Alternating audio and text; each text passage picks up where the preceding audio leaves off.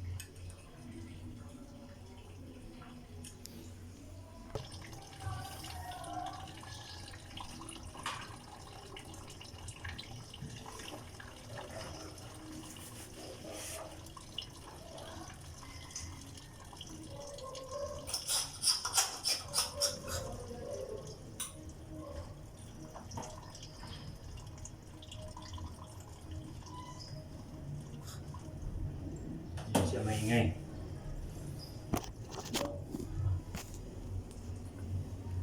Wala nang ingay, wala nang yung parang may pumipitik-pitik sa loob yung shorted.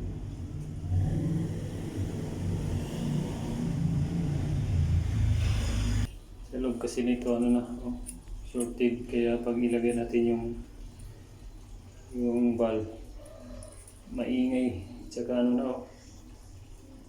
karoon na siya ng corroded, yung corrosion. Tagal sa tagal na. Kailangan talaga yung sa bahay, kailangan talaga may maintenance check up. Bahay nyo na iwas aksidente, kailangan may maintenance talaga. Tulad ito. Check ni sir dahil paglagyan daw ng valve, pag i-switch daw, karoon ng yung nag-short dun sa loob, parang may nag-building, kaya pinapunta tayo ni sir sa kanila para ayusin, pabalikan.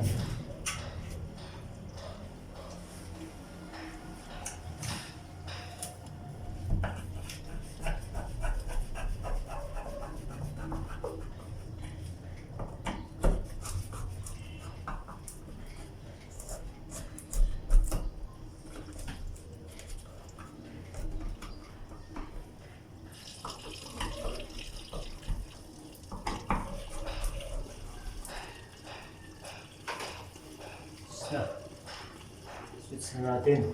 Lagyan na natin itong valve.